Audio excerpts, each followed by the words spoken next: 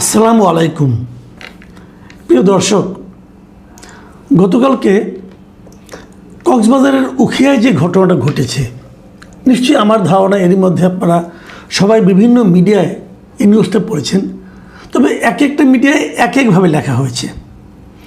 আমি আপনাকে ঘটনাটা মোটামুটি বলার চেষ্টা করি। সেটা হলো কক্সবাজারের উখিয়া উপজেলায়, সেখানে স্থানীয় টাইপালং মাদ্রাসার দেয়ালে একটা আপনার কিছু ছবি আঁকা ছিল, গ্রাফিতি ছিল, এরকম কিছু ছিল, অনেক আগে থেকে ছিল। তার নিচে কেউ একজন জয় বাংলা স্লোগান লিখে রেখেছিল। এই জয় বাংলা স্লোগানটা লেখা হয়েছে রিসেন্টলি। এই স্লোগানটা কে লিখেছে, কিভাবে লিখেছে, এর কোনো তথ্য প্রমাণ কারো কাছে নেই। কিন্তু বিএনপির নেতারা এই জয় বাংলা স্লোগান লেখাটাকে কেন্দ্র করে আওয়ামী লীগের বেশ কয়েকজন নেতাকর্মীর বিরুদ্ধে থানায় অভিযোগ করেছে। এই অভিযোগের উপর ভিত্তি করে গতকাল শনিবার সন্ধ্যায় ছাত্রদলের একজন কর্মী মোহাম্মদ জিসান, তিনি ওই দেয়াল লিখনটিকে, ওই জয় বাংলাটাকে কেটে দিয়ে ওখানে অন্য কিছু লিখেছেন এবং এটাই নিয়ে একটা ফেসবুকে পোস্ট দিয়েছেন। সেই পোস্টের নিচে নিষিদ্ধ ছাত্রলীগের একজন কর্মী মোহাম্মদ ইউনুস একটা হা রিয়েক্ট দিয়েছে। মানে আপনারা জানেন, ফেসবুকে সাধারণত অনেকে নানা ধরনের রিয়েক্ট হয়, লাভ রিয়েক্ট হয়, লাইক হয়, হ্যাঁ, অনেক ধরনের ওয়াও, অনেক ধরনের রিয়েক্ট দেওয়া যায়। হা মানে হাসির একটা রিয়েক্ট দিয়েছে। সাধারণত এই হাসির রিয়েক্টটাকে একটু নেগেটিভভাবেই দেখা হয়। তো এই রিয়েক্টটা দেওয়ার কারণে এই মোহাম্মদ ইউনুসের উপর ছাত্রদলের ছেলেমেয়েরা খেপে যায়। ছাত্রদল, যুবদল, বিএনপি, এরকম ওই যে কয়েকজন কর্মীর বিরুদ্ধে যে অভিযোগ করা হয়েছিল, তার মধ্যে কিন্তু এই মোহাম্মদ ইউনুসের নামও ছিল। আমি এই যে খবরটা, ঘটনাটা বলছি, এটা আমি প্রথম আলোতে এভাবে পেয়েছি, সেটা আপনাদেরকে বলছি। এখন এটাকে কেন্দ্র করে শনিবার দিন রাতে, মানে গতকালকে রাতে, বিএনপির এবং ছাত্রদলের কয়েকজন নেতাকর্মী এই মোহাম্মদ ইউনুসকে আটক করে মারধর করতে থাকে এবং এই সময় তাকে রক্ষা করতে তার স্থানীয় কিছু বন্ধুবান্ধব এবং একজন এনজিও কর্মী SM ইমরান তাকে রক্ষা করতে যান, মানে এই মারপিটতে তাকে বাঁচাতে যান।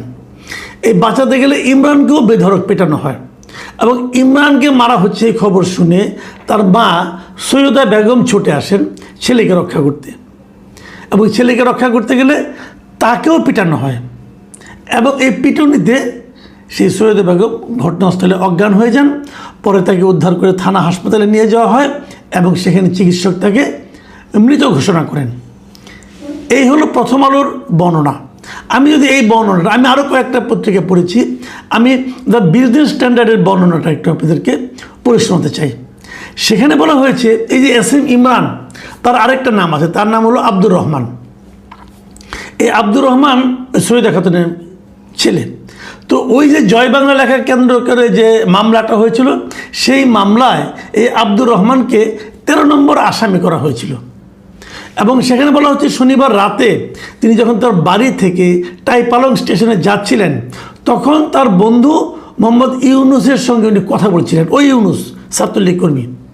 এই কথা বলার সময় হঠাৎ করে 7-8 জন ছাত্রদল ও বিএনপি নেতাকর্মী তাদেরকে দেখতে পায় এবং অতর্কিত তাদের মারধর শুরু করে এবং তাকে বাঁচাতে তার মা, স্ত্রী ও ছোট বোন এগিয়ে এলে তাদেরকেও মারধর করে হামলাকারীরা।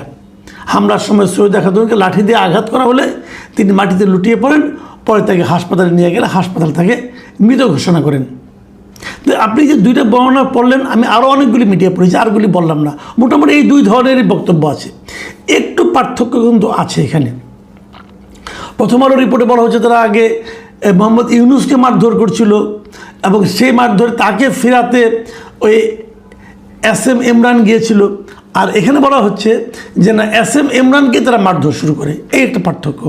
দ্বিতীয় পার্থক্যটা হলো যে বিজনেস স্ট্যান্ডার্ডে বলা হচ্ছে যে যখন তাদের মারধর করা শুরু করে, তখন সেখানে তার মা, স্ত্রী এবং ছোট বোন এগিয়ে যায়, তারাও মারধরের শিকার হয়।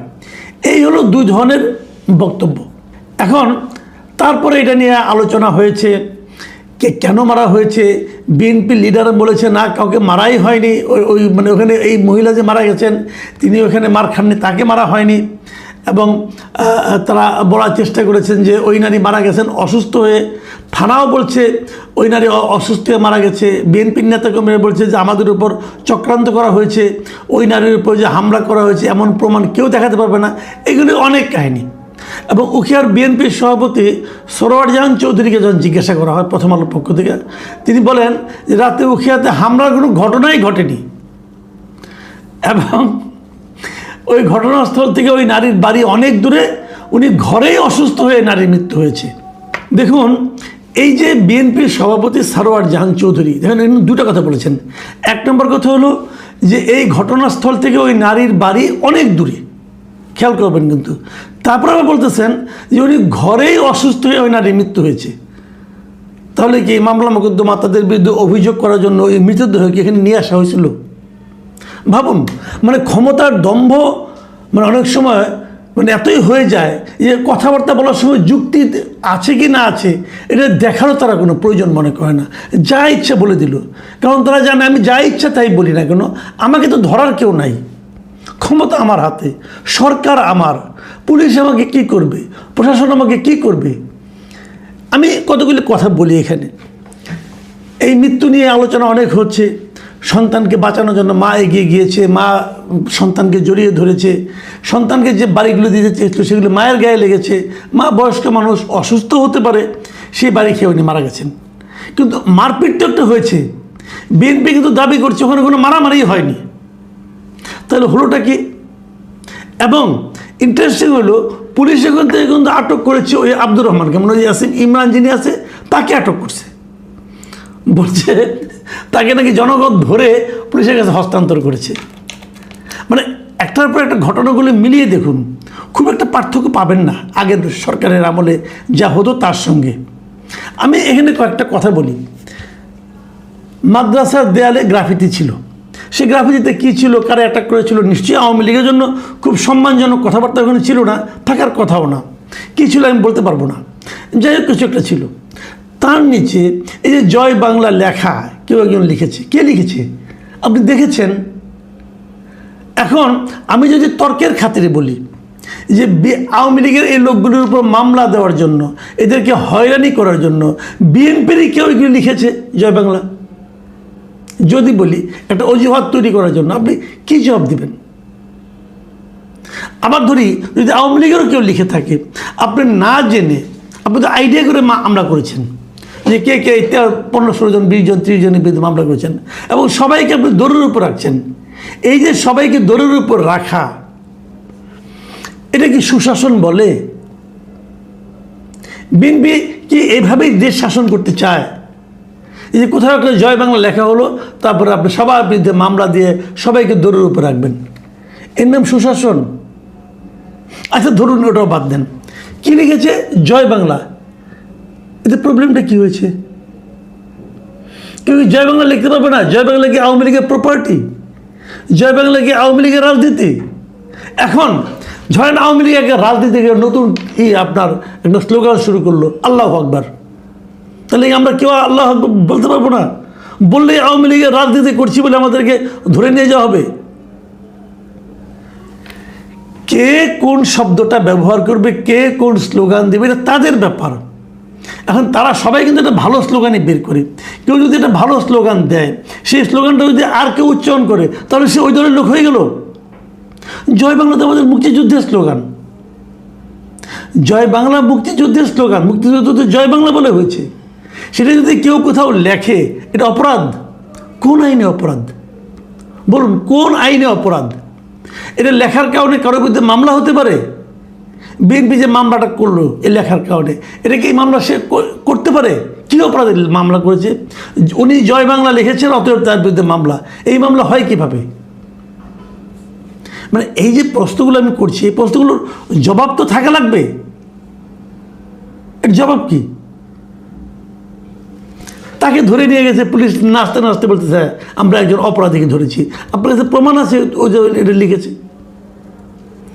এই যে লেখাগুলো, এই যে একটা দলের প্রতি আরেকটা দলের যে একটা ধরনের মানে আপনার পীড়ন করা, নিপীড়ন করা, তাদেরকে থাকতে না দেওয়া, এলাকায় থাকতে না দেওয়া। আমি তো শুনলাম এখানে ওই আব্দুর রহমানই বলতেছে 24 5 আগস্টের পর থেকে এই বিএনপির এই লোকগুলো, সে একদম নাম ধরে ধরে বলছে যে এই ঘটনায় কে কে ছিল। বলতেছে যে বিএনপি নেতা মিজান শিকদার, আব্দুল করিম, আকাশ, সাইফুল শিকদার, সৈয়দ বাবুল, মাহবুবুর রহমান, সালাম শিকদার, ছাত্রদলের জিসান, তারপরে একজন অ্যাম্বুলেন্স চালক আব্দুল শামসুল আলম সহ আর বেশ কয়েকজন সেখানে অংশ নিয়েছেন। এটা যিনি মার খেয়েছেন, মার খেয়ে আবার পুলিশের কাছে ধৃত হয়েছেন, তিনি এই নামগুলি বলেছেন পত্রিকাকে, মিডিয়াকে। এদের কোনো বিচার হবে? হবে না। কেন বিচার হবে না? তারা তো পুণ্যের কাজ করেছে, মেরেছে। বিএনপি কিভাবে দেশ চালাচ্ছে এটা প্রমাণ করার জন্য তারা তাদেরকে পুণ্যের কাজ করেছে ওখানে বসে। আমি একটা কথা বলবো যে আপনারা দেশের এখন রাষ্ট্র ক্ষমতায় এসেছেন, আমি বিএনপির নেতৃবৃন্দকে বলছি, আপনারা কি দেশটাকে বিভক্ত করে শাসন করতে চান? ইংরেজদের মতো, যেরকম ইংরেজরা করেছিল ডিভাইড অ্যান্ড রুল, আপনাকে তাই করতে চান? ওটা ইংরেজদের পলিসি ছিল, ওটা তারা, কারণ তারা বাইরে থেকে এসেছিল, তারা এই দেশকে ডিভাইড করলে তাদের লাভ ছিল। আপনারা তো এই দেশের মানুষ, আপনারা দেশটাকে ভাগ করছেন কেন? যেখানে সবাই আপনাদের সঙ্গে থাকতে চাচ্ছে। গত নির্বাচন আওয়ামী লীগের লোকজন কি বিএনপিকে ভোট দেয় নাই? দিয়েছে তো। তো যারা আপনাদেরকে ভোট দিয়েছে তাদেরকে আপনারা ডিভাইড করতে চাচ্ছেন কেন? তাদেরকে আপনি বিতাড়িত করতে চাচ্ছেন কেন? আমার কেন জন্য মনে হয় যে বিএনপি যারা কেন্দ্রে আছে, তারা যেভাবে দেশ চালাচ্ছে, তাদেরকে বেইজ্জতি করার জন্য, পচানোর জন্য দলের একদম তৃণমূল পর্যায়ের এই লোকগুলো, এই ধান্দাবাজগুলো, তারা থামবে না, তারা এটা করতেই থাকবে। আমরা দেখেছি যে নির্বাচনের আগে বিএনপি কিন্তু